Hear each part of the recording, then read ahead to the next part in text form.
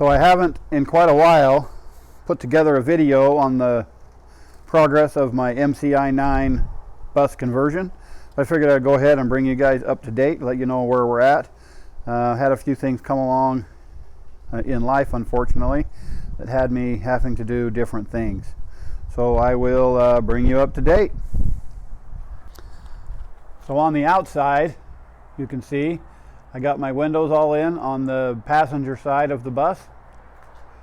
I think they turned out pretty good. Got my all the rust removed, the new steel in, the new aluminum on, all riveted and done. The only thing I have left to do, you'll notice these are shaved head rivets, so I have to go along and snip that off and then shave that to match so that they look like a blind rivet.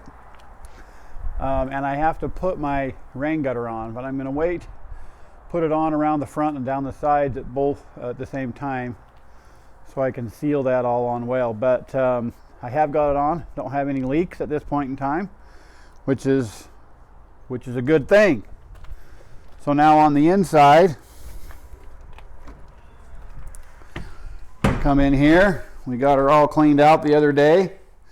So you can see in here, got my windows here that will be in my living room entertainment center area.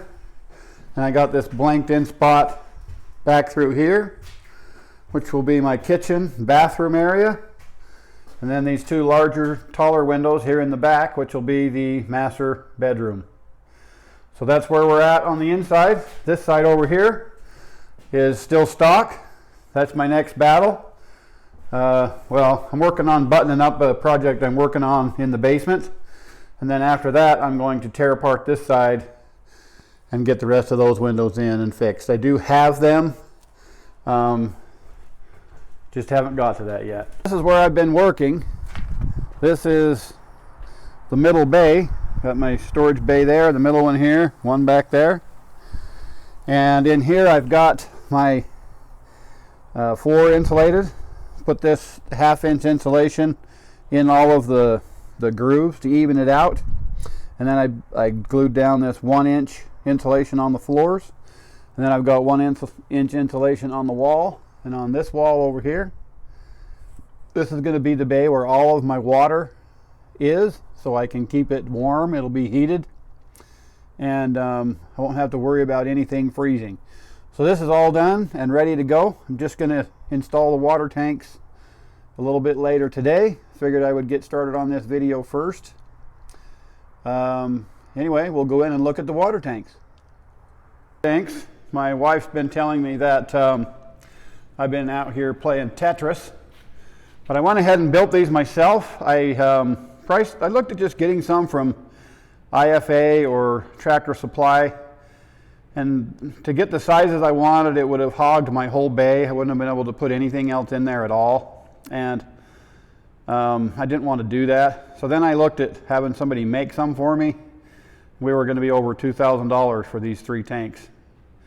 So I just thought, you know what, I'm just going to build them. So I ordered me a plastic welder, picked up a couple of sheets of material from a place in the big city next to us. And then right before I was ready to start cutting them up and making them, Ivan started making his, and he put together a couple of videos on how to do the plastic welding. And so I didn't take time to video mine. I figured you could just look at his. But they turned out pretty good. I got my neoprene hooked on. You can see I got a piece right there as well to keep the tanks so they're not rubbing together. This one ended up being a little offset because I had to run my plumbing. You'll see that's the black tank, but it wants to drain out this side. So you'll see my plumbing for the black tank actually comes out right there. And so when I actually got that all in, and the pipes and the fittings, it made it so I had to have an extra gap right here of 1/4 of an inch. That's why there's 2 pieces of rubber. And then that kicked this tank right here out. So I had to add a piece there so everything will work. But everything will work great now. And I have 70 gallons black tank, 85-gallon gray tank, and 165-gallon fresh water tank on this side. So there it is. I got my vent for the fresh water tank there. There's the vent for the gray tank, vent for the black tank, toilet inlet, a gray water inlet, gray water dump is over there, and the water supply is right there. So anyway, there we go with the tanks. They're all done and ready to go. I notice in here, and I don't know if this is a good idea or not, we're going to see as time tells, but my tank is really deep. It's like 30 inches tall. I was worried about when you flush the toilet, it dropping down in and splashing back up. I didn't want to do that. So I put this little baffle, if you can see it. Let's see. Good shot right there. Just on a really steep angle. Drilled some holes in it. You can see them over there. Just so it hopefully makes things work better. Might be a bad thing if everything starts catching on it, but I did make it really steep, so hopefully we don't have a problem with that. But these are ready to go in. I'm going to do that later this afternoon. When I get them all in, I'll give you a video of that. This item over here is an item that I welded up. It actually bolts the water tanks in, so these will go, the top of the tanks will be here. It's actually sitting on its side. Then there will be a bolt goes through here into the side. And this is about a 1/2 inch short, so I can suck it in good and tight, make sure it's snug on both sides. And then down here I've got a flange right there on the bottom. You see right there? We're just going to bolt that down into the floor. I did have to buy some spacers. I'll show you that as I put them in so that I didn't smash down the styrofoam, and I got a good metal to metal bolt down to hold them in place good. Anyway, we're going to get the water tanks in, and then we'll bring you up to speed on installed water tanks. All right, so yesterday I got all of the water tanks in here, and I'm going to pass on a little bit of advice. And that is, you'll see how height-wise I've got just barely a teeny bit of space there. I wouldn't try and make it as tight as I did. I'm trying to get every inch of tank space I can. And in the meantime, made it a real pain in the butt to get in and out, all probably for a gallon of extra water. So anyway, I'd leave myself a little bit more room. Also, once I got the insulation in, which took up, I counted on 1 inch, it actually took up about 1.25 inches by the time I filled the ribs and everything in. But you'll notice up here, I had to take this pulley out. So it's no longer there. I'll have to remake something that attaches to here, comes up and attaches to the floor to pick up that roller for my baggage door assist. But everything fits, which I'm happy about. I've got them in there now, and I've got it pressed over tight against the wall. So now I'm going to mark my bolt holes, and then I will show you what my plan is to bolt those down through the insulation and make sure it's still secure. So I'm going to go ahead and get those marked. These bushings, so this bushing here has a 3/8 hole in the center for my 3/8 bolt, 7/8 inch diameter. And then I got these here. This is a 3/8 hole in the center, 1/2 inch high, same diameter. And then I picked up a few washers. My plan is I'm going to use a hole saw like this. And I'm going to drill down through the foam where I marked it. That will allow me to slide this bushing in, the foam hole down, so it'll come in contact with the metal on the bottom of the bus. Then I can run my bolt through, clamp this down tight. I got the 1/2 inch ones in case where this bolts down comes into the lower recess of the contour on the bus. And then I picked up a few extra washers in case I need to throw a few on this to get me the right height.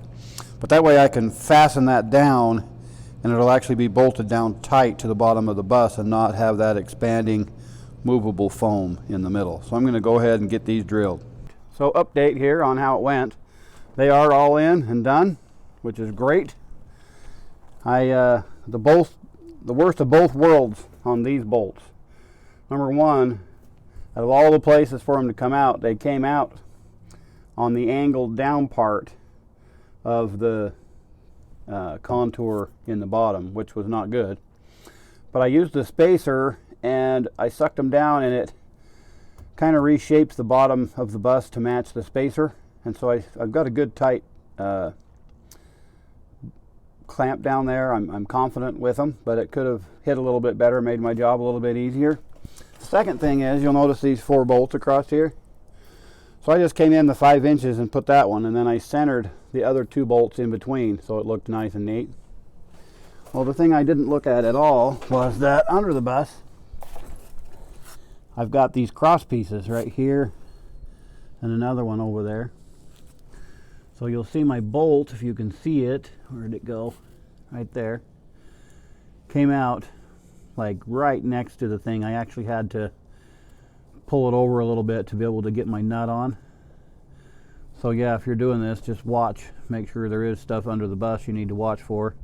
Make sure you're out of the way. But other than those couple of conflicts, we are in and ready to go. I've got these bolts through right there that pull this part here over. I can pull them in as tight as I want, and they came out right next to this bracket, which worked great. I put a couple of washers that I cut the edge off to fill the gap so that the second washer fits flat, and that worked great. Anyway, we'll walk around to the other side. And you'll notice it's all in as well. I used these jacks again to hold it over while I put the bolt in, but they no longer need to be there. Pretty handy for this project though. So those are out. This side's done. I pulled out this elbow over here because I'm gonna have to do some switching. With this in here, it actually comes out too close to the door. It doesn't work. So my valve, my double valve elbow that goes on here, I'm going to cut a little bit more off of here. It'll slide back into this recess and it misses the door. But this elbow does not. So I'm actually ordered a part that will convert me from this to a glue in. And the ones I found at the hardware store took up a ton of space and wouldn't work. But the one I found on Valterra is shallow, so it'll go in and probably fit pretty much flush with this. Then I bought a tank adapter to get me down to 2 inches. And then I'll use a 2-inch street elbow, and it should save me almost 2 inches right here. So then that connection would work, and then I'll have my 2-inch valve here, my 3-inch valve here. Then it comes this way, and I'll elbow it down, drill it through the floor, have my drain underneath. So anyway, tanks are in. On to the next step, which I'll give you a highlight of. So right here is my shower right here. But this line, double tape line right here, is actually going to be a sliding pocket door that closes off the hallway for the shower. I'm 6'2". I elected not to do a roof raise, as although I know I could have done it, the work is huge. And it was more than I wanted to do. But since I'm 6'2", I only clear the top of the bus here by a couple of inches. And I don't ever want to be ducking and hitting my head anywhere. So the problem I have is this sliding door track that has to go across here. So I've done some research and I found a track from Accuride. It's a linear ball bearing track system. And the track's only a 1/2 inch deep, and the carriers in it are flush inside of it, so it doesn't take up any more space. And so I'm actually going to put a piece of 1/2 inch deep channel in. I'm going to notch it up into here like this, so that it comes right across, fits right under here. Then I'm going to take and put wherever this comes over and ends, my track, I'll take another piece of hat channel like this, put in over here. Not that we necessarily need it, but since I'm going to be compromising this one, I'm going to add a second one. And then that track will be up in the ceiling and not down where I hit my head. I'll show you that track real quick and then I'll keep you updated on the whole sliding door project. Aluminum track right here. This is the channel that I'm going to weld up in there for it to sit up in. And then the way it works is you have these cartridges look like this. So to get this cartridge in there, you actually put it up next to the track like this. And then you just push it over and it goes into the track like this. The ball bearings are all around it. They actually, as you move it, they go around in a circle like this. So anyway, there it is. Slick as silk.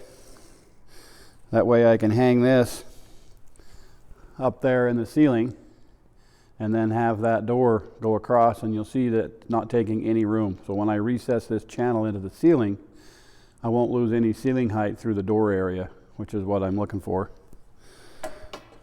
Anyway, that's the next project. I'll keep you up to date on it and how it goes. Go ahead and click the like button, subscribe. Love you to follow me along. I look for input of all kinds and types, as I'm not a professional in this particular area, and any kind of help is wanted and appreciated. Thank you.